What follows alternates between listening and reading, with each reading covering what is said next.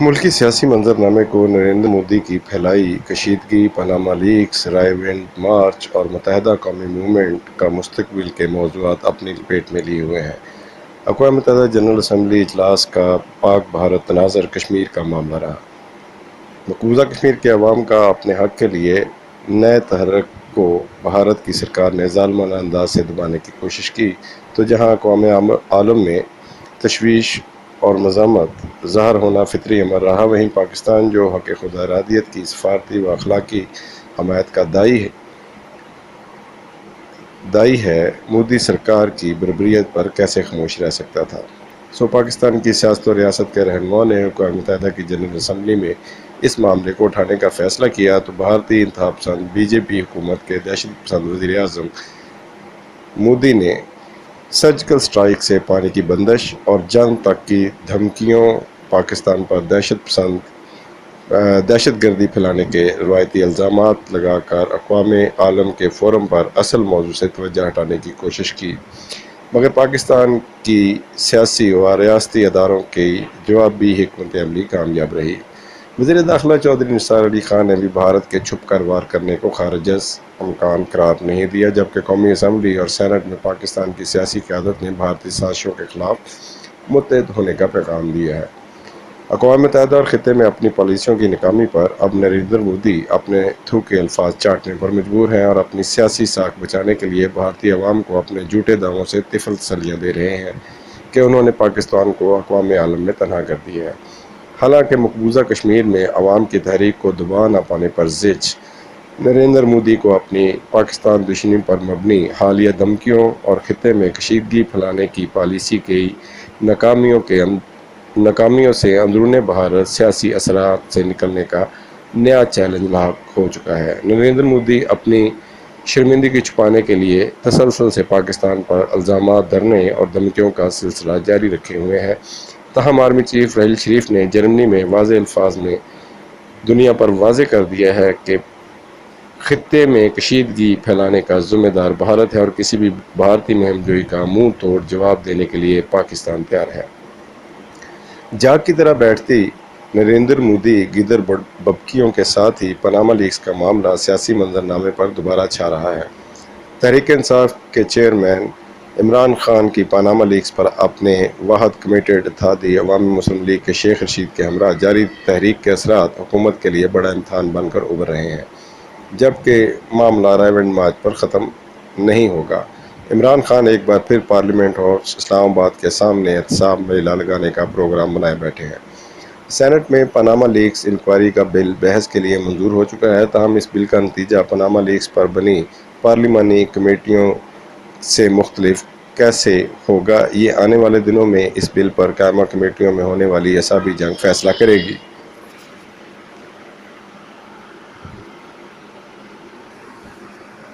توقع ہے کہ عمران خان انتخابی دھاندلی کے لیے جوڈیشل کمیشن بنوانے کے لیے پارلیمنٹ پر دباؤ میں لانے کا تیر بہدف نسخہ بروئے کار لائیں گے۔ تاہم سپریم کورٹ نے بھی پاناما لیکس پر دائر درخواستوں کی سماعت کے لیے منظوری دے دی ہے۔ شنید ہے کہ جلد ہی سپریم کورٹ کا 3 رکنی بینچ ان درخواستوں کی سماعت شروع کر دے گا اور عوام کی نظریں پارلیمنٹ سے زیادہ عدلیہ پر ہوں گی۔ دوسری طرف تحریک انصاف تسلسل کے ساتھ پاناما لیکس کے حوالے سے عوامی دباؤ بڑھانے پر زور و شور سے کام جاری رکھے ہوئے ہے۔ تحریک انصاف کی کامیابیوں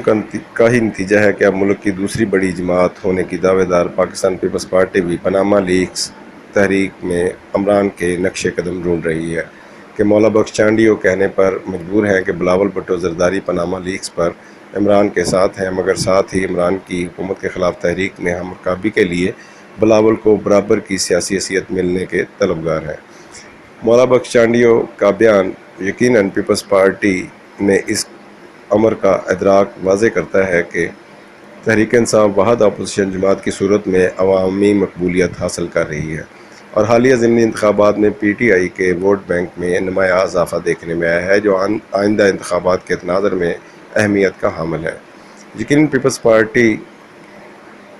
پارلیمنٹ میں جیسی تیسی اپوزیشن سے اپنی ساکھ کو بہتر تو کجا مزید خراب کرتی آئی ہے۔ اب انتخابات سے قبل عوام میں اپنے تاثر بہتر بنانے کے لیے ہاتھی کے پاؤں میں سب کے پاؤں کے مصداق عمران خان کی پاناما لیکس تحریک میں اپنا پاؤں رکھ کر عوام میں کھوئی ہوئی سے ساکھ بنانے کی خواہش تو رکھتی ہے، مگر پیپلز پارٹی کی جمہوریت بچانے کے نام پر مسلم لیگ نون حکومت کو حمایت اور پیپلز پارٹی کی قیادت بلاول کے پاس ہونے کے دعوے کی بار بار عملی تردید سے جیالوں کو پارٹی میں متحرک کرنے میں بھی کامیاب دکھائی نہیں دے رہی۔ پیپلز پارٹی کے تنظیم سازی کے مرحلے میں بھی مقامی سطح پر روایتی رہنماؤں کی نامزدگیوں سے پارٹی کے پرانے ورکروں کی بلاول سے جڑی امیدیں ٹوٹی ہیں۔ تاہم بلاول بھٹو زرداری نے گزشتہ ہفتے کراچی میں متحدہ قومی موومنٹ کے زخمی جسم پر پاؤں رکھ کر کراچی پر پیپلز پارٹی کے راج کا عندیہ دیتے دکھائی دیے۔ بعین ہی پنجاب میں بھی جلسے اور ریلیوں کا عندیہ دیا جا رہا ہے۔ تاہم گزشتہ ہفتوں میں پیپلز پارٹی کے ورکرز کنونشن میں جو جیلوں کی مقامی قیادتوں کے خلاف دمہ چوکڑی دکھائی دی، اس نے پنجاب میں پیپلز پارٹی کے رہنماؤں کی کارکنوں میں ساکھ کا پردہ چاک کر دیا۔ یقیناً کارکنوں کا تقاضا پارٹی چیئرمین تک اپنی آواز پہنچانے کا ہے، جو کہ پارٹی رہنما اپنے پول کھلنے کے خوف سے ہونے نہیں دے رہے۔ سو بلاول کی پنجاب میں آمد پر پنجاب پیپلز پارٹی کے کارکنوں کی چیئرمین تک رسائی کے لیے جیالوں اور رہنماؤں میں جنگ و جدل نمایاں رہنے کا امکان ہے۔ الطاف حسین کو مائنس کیے جانے کے بعد متحدہ قومی موومنٹ پاکستان کو الیکشن کمیشن نے ایک اور موقع دیا ہے کہ وہ کارکنوں کے ذریعے اپنی نئی قیادت کا انتخاب کر سکے۔